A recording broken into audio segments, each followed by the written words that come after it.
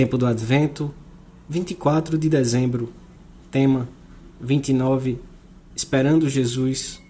Pontos a meditar. 1. Maria, recolhimento, espírito de oração. 2. A nossa oração. Aprender a relacionar-nos com Jesus. Necessidade da oração. 3.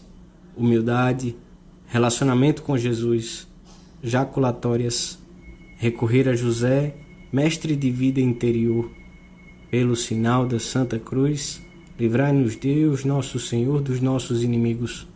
Em nome do Pai, do Filho e do Espírito Santo. Amém. Meu Senhor e meu Deus, creio firmemente que estás aqui, que me vês, que me ouves. Adoro-te com profunda reverência. Peço-te perdão dos meus pecados e graça para fazer com fruto este tempo de oração. Minha Mãe Imaculada, São José, meu Pai Senhor, meu anjo da guarda, intercedei por mim.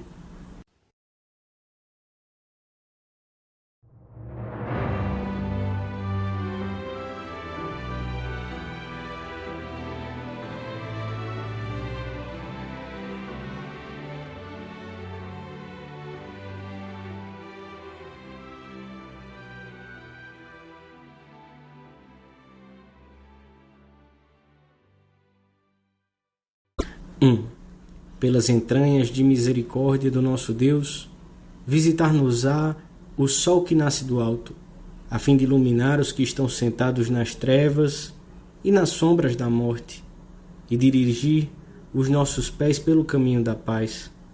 Jesus é o sol que ilumina a nossa vida.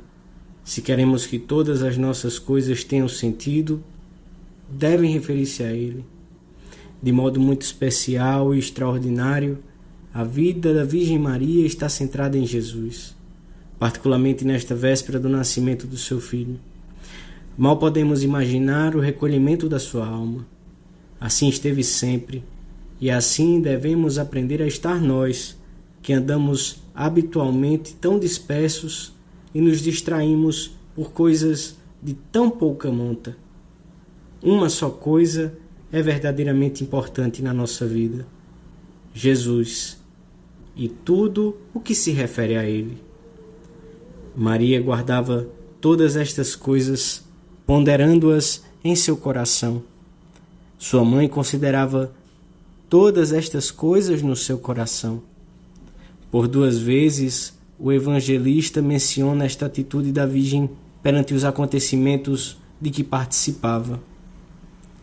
A Virgem conserva e medita.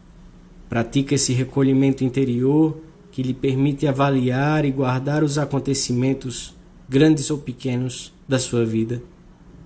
Na sua intimidade, enriquecida pela plenitude da graça, reina aquela primitiva harmonia em que o homem foi criado.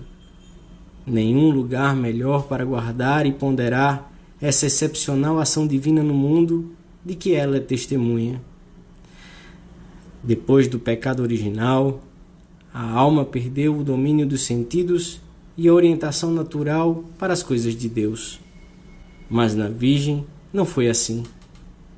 Tendo sido preservada da mancha original, tudo nela era harmonia, como no começo do mundo, mas ainda estava embelezada pela presença totalmente singular e extraordinária da Santíssima Trindade na sua alma.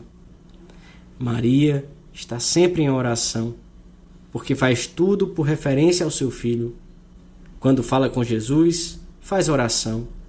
A oração é isso, é falar com Deus, e faz oração de cada vez que o olha.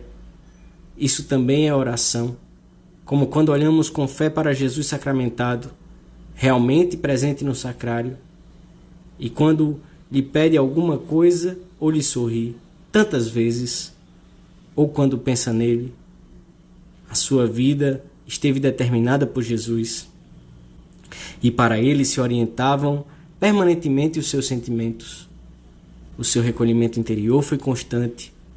A sua oração fundia-se com a sua própria vida, com o trabalho e a atenção aos outros. O seu silêncio interior era riqueza, plenitude e contemplação. Nós lhe pedimos hoje que nos dê esse recolhimento interior necessário para podermos ver e relacionar-nos com Deus, que também está muito próximo das nossas vidas.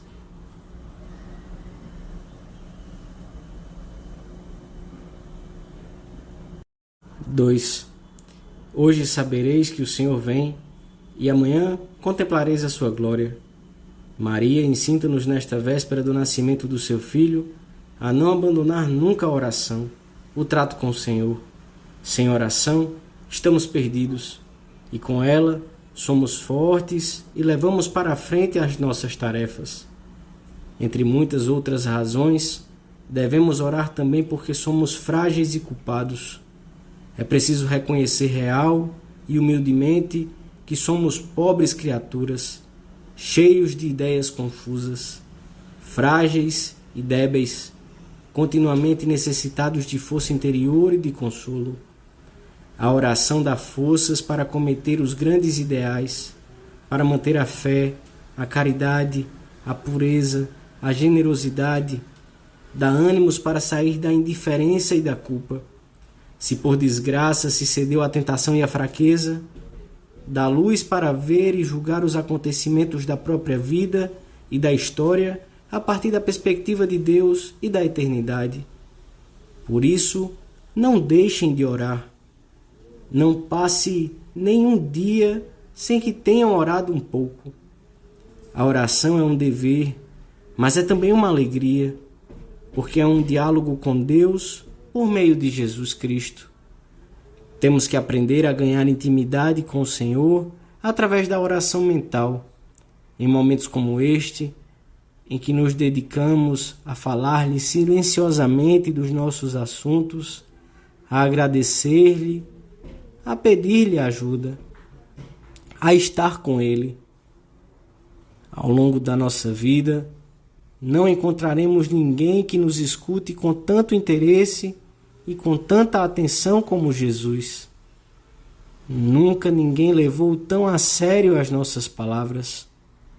Ele nos olha, presta-nos atenção, escuta-nos com extremo interesse quando fazemos a nossa oração.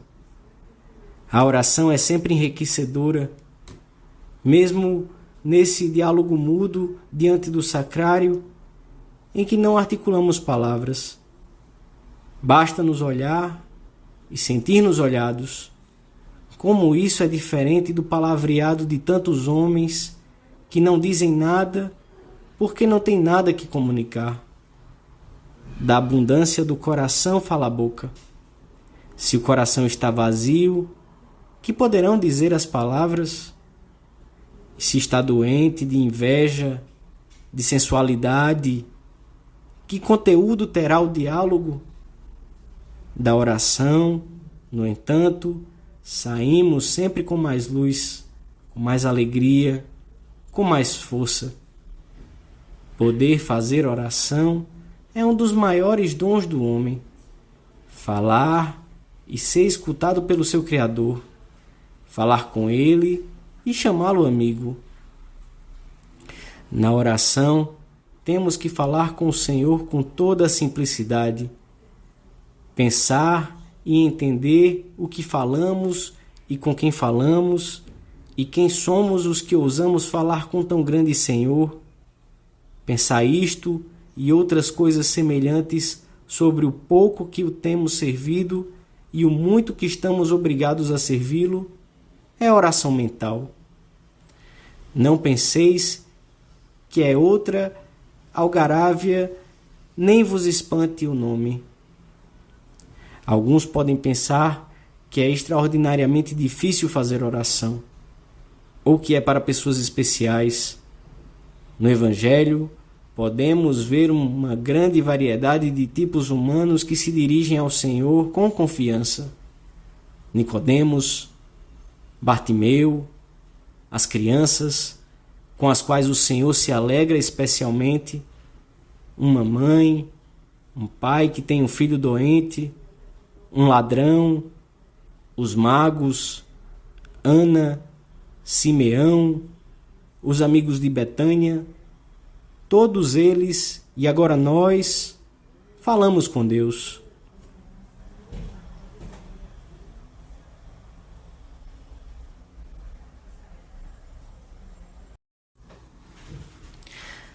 Três. Na oração, são importantes as boas disposições, entre elas a fé e a humildade. Não podemos chegar à oração como o fariseu daquela parábola dirigida a alguns que confiavam em si mesmos e desprezavam os outros. O fariseu, em pé, orava consigo desta maneira: Ó Deus, dou-te graças por não ser como os demais homens, ladrões, jejuo 2 vezes por semana. Percebemos imediatamente que o fariseu entrou no templo sem amor. Ele próprio é o centro dos seus pensamentos e o objeto da sua estima. E, consequentemente, ao invés de louvar a Deus, louva-se a si mesmo. Não há amor na sua oração, nem sequer caridade. Não há humildade, não necessita de Deus. Pelo contrário, podemos aprender muito da oração do publicano, pois devemos procurar ter uma oração humilde, atenta, com a mente concentrada na pessoa com quem falamos, confiante, procurando que não seja um monólogo em que damos voltas a nós próprios, em que recordamos situações sem referi-las a Deus ou deixamos a imaginação à solta, etc. O fariseu, por falta de humildade, foi-se embora do templo sem ter feito oração. Até nisso se pôs de manifesto a sua oculta soberba. O Senhor pede-nos simplicidade, que reconheçamos as nossas faltas e lhe falemos dos nossos assuntos e dos dele. Escreveste-me: orar é falar com Deus. Mas de quê? De quê? Dele e de ti. Alegrias, tristezas, êxitos e fracassos, ambições nobres, preocupações diárias, fraquezas, e ações de graças e pedidos, e amor e desagravo. Em 2 palavras, conhecê-lo e conhecer-te, ganhar intimidade. E na minha meditação se ateia o fogo. Para isso, vais à oração, para tornar-te uma fogueira, lume vivo, que dê calor e luz. Por isso, quando não souberes ir mais longe, quando sentires que te apagas, se não puderes lançar ao fogo troncos aromáticos, lança os ramos e a folhagem de pequenas orações vocais, de jaculatórias, que continuem a alimentar a fogueira, e terás aproveitado o tempo. Sobretudo, a princípio, e em certas temporadas, ser-nos-á de muita ajuda servir-nos de um livro, como o coxo se serve das suas muletas, para irmos adiante na nossa oração. Assim fizeram também muitos santos, diz Santa Teresa. A não ser quando acabava de comungar, jamais ousava começar a oração sem um livro, pois a minha alma temia tanto estar sem ele, como se fosse lutar com muita gente. Com este remédio, que era como uma companhia ou escudo em que aparava os golpes dos muitos pensamentos, andava consolada. Habitualmente, a nossa oração deve encerrar-se com propósitos precisos de melhora pessoal. Perguntaremos com sinceridade ao Senhor: que desejas de mim, Senhor, neste assunto que acabo de considerar? Como posso progredir agora nesta virtude? Que devo propor-me para cumprir a tua vontade, tendo em vista os próximos meses? Nenhuma pessoa deste mundo soube tratar Jesus como a sua mãe, e depois da sua mãe, São José, que devia passar longas horas olhando-o, falando com ele, tratando-o com toda a simplicidade e veneração. Por isso, Quem não encontrar mestre que lhe ensine oração, tome este glorioso santo por mestre e não errará de caminho. Ao terminarmos a nossa oração, contemplemos José muito perto de Maria, cheio de atenções e delicadezas para com ela. Jesus vai nascer. Ele preparou o melhor que pôde àquela gruta. Nós lhe pedimos que nos ajude a preparar a nossa alma para que não estejamos dispersos e distraídos, agora que Jesus está para chegar.